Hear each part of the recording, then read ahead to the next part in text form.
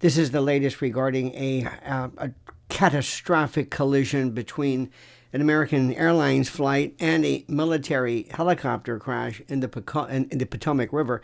It's right now 6:38 a.m. Eastern Time when I am recording this, so this could change in the next 5 minutes, but what appears to be nothing short of a tragic and absolutely shocking incident that has left the nation, again, just, I don't want to use cliche words or phrases, but America is reeling from this. An American Airlines regional jet and a military Sikorsky H-60 helicopter collided midair Wednesday night, crashing into the understandably frigid waters of the Potomac River near Reagan National Airport. Now, it seems the midair collision claimed dozens of lives, with more than 30 bodies recovered so far. Again, details have been sketchy, interestingly so. I don't want to add intrigue or conspiracy into this. That's not what I'm doing, please. I detest that. But so far, emergency responders are continuing an extensive search and recovery operation under the harshest of conditions, leaving many, as you can imagine, unanswered questions about how such a tragedy could have occurred in the first place and whether it could have been prevented. It's incredible when you look at all of the airline traffic that occurs every single day, all over the country, all over the world, and this rarely happens. It's an incredible success story. But when it happens at all, the rarity of it makes you question, why did it happen? The PSA Airlines Bombardier CRJ 700 regional jet, operating as American Airlines Flight 5342, departed from Wichita, Kansas, and was on approach to runway 33 at Reagan National Airport when the collision occurred around 9 p.m. local time.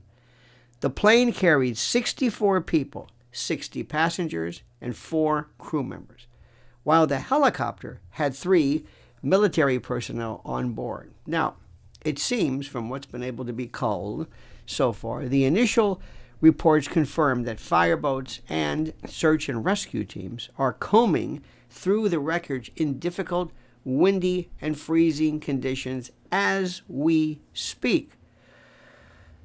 Some of the responses in the quotes, a D.C. medical examiner's office official said, quote, "This is a massive recovery operation, the largest D.C. has seen in decades."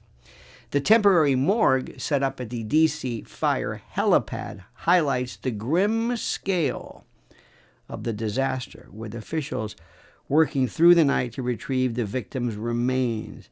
The impact of this tragedy extends internationally, with the deaths of Russian figure skating legend Evgenia Shishkova and Vadim Naumov, who were aboard this tragic, ill-fated flight. The skaters, both coaches of Russia's national team, were returning from the U.S. figure skating championships in Wichita. So what went wrong exactly? The mystery and question surrounding it. Now, despite the recovery efforts, critical questions remain. How did this happen? And why wasn't the collision avoided? Especially when you look at the parties involved, a military aircraft, especially given the stringent air traffic control in Washington's highly restricted airspace. Keep that in mind. Former NTSB, or National Transportation Safety Board investigator Alan Deal, expressed some skepticism in the various media about the air traffic monitoring protocols in place. He said, quote, "This airspace is one of the most highly regulated and congested in the country. Pilots and controllers are supposed to be well trained for situations like this." And he further said, "It's surprising that something went so catastrophically wrong."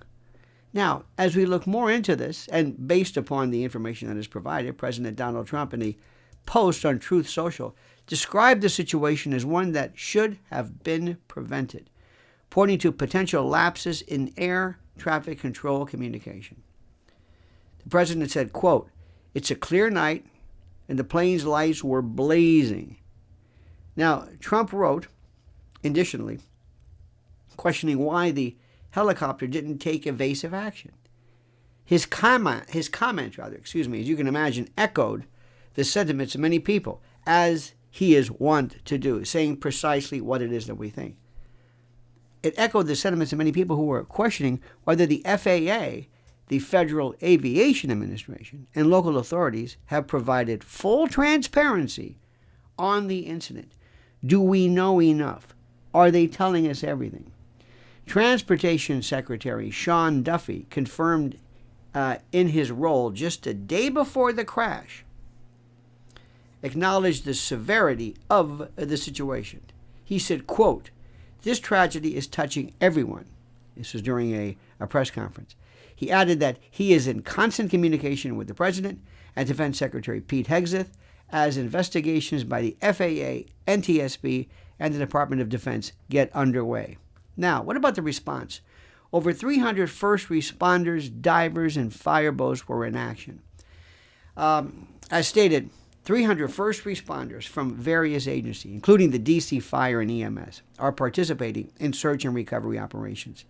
Again, battling icy waters, low visibility. D.C. Fire and EMS Chief John Donnelly admitted the conditions are, quote, extremely rough, but he remained hopeful that survivors might still be found. Further quoting, "We don't know yet, but we are working." This is what he said. Now, the crash caused widespread disruption, with Reagan National Airport closed until at least 11 a.m. Thursday, that would be today, and multiple road closures in the area. Flights have been diverted to nearby Dulles International Airport, leaving many travelers stranded and authorities scrambling to manage logistics. Kansas Senators Jerry Moran and Roger Marshall, who both frequently traveled on the Wichita to D.C. route, were on site at Reagan National Airport, seeking answers themselves. And Moran said, quote, "There's no question that people on this flight would be people that I know." His comments reflect the deeply personal nature of the tragedy for Wichita's tight-knit aviation community. Now, American Airlines CEO Robert Isom expressed the company's sorrow, describing the day as, quote, difficult for all of us at American Airlines. He emphasized that the airline's immediate focus is on the victims' families and assisting investigators. However, Isom acknowledged that questions about safety protocols and and operational procedures should need investigations and should need answers as the investigation and inquiry unfold. Defense Secretary Pete Hegseth confirmed that the Pentagon has launched its own investigation, given that the helicopter involved belonged to the U.S. Army and had previously been part of similar training missions. A 2017 crash involving a UH-60 Black Hawk near D.C. killed one soldier and raised concerns about training protocols, which will likely be scrutinized again as investigators examine this incident. Notice how quickly the Trump administration is on this, including the president.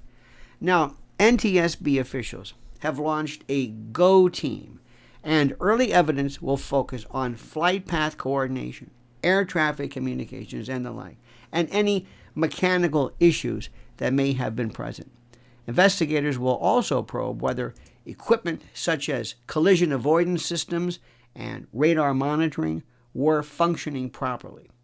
Now remember, we don't know anything about this. We're going to let, of course, the experts do this or investigate it. I know many of us are instant experts in this. This may not be one of them. Now, the devastating crash has not only affected the aviation world, but also touched communities deeply connected to the victims.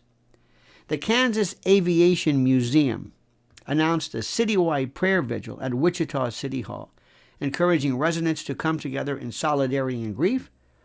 U.S. figure skating released a heartfelt statement mourning the loss of several members of their community and vowing to honor their memory.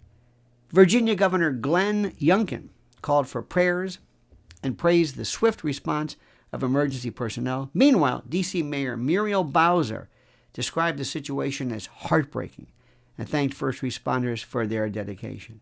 Now, as the search continues and investigators begin their work, the problem continues, and the public remains hopeful, I should say, that transparency will prevail. Now, with so many lives lost and so many questions still unanswered, the focus now shifts to determining whether this disaster could have been avoided and what changes are needed now to ensure it never happens again. For the victims' families and the nation at large, the tragedy is a somber reminder of the importance of rigorous oversight, communication, and safety measures in aviation. Now, let me say again, my dear friends, we don't know anything about this. We are not experts. We are going to lend our expertise. However, when we do this, it has never ceased to amaze me how people from the community who have their own expertise in either commercial or private aviation, military, and the like will come forward. And why is it? And I am not an expert. My question is, should not the military that has an aircraft that is able to maneuver a little bit better than an airline, how did that happen? Military. We'll leave it at that. My friends, we will continue to discuss this. If you pray, prayer for the families, pray for the survivors, and pray for the country, and pray for Donald Trump. As always, thank you for watching, and comment as you see fit.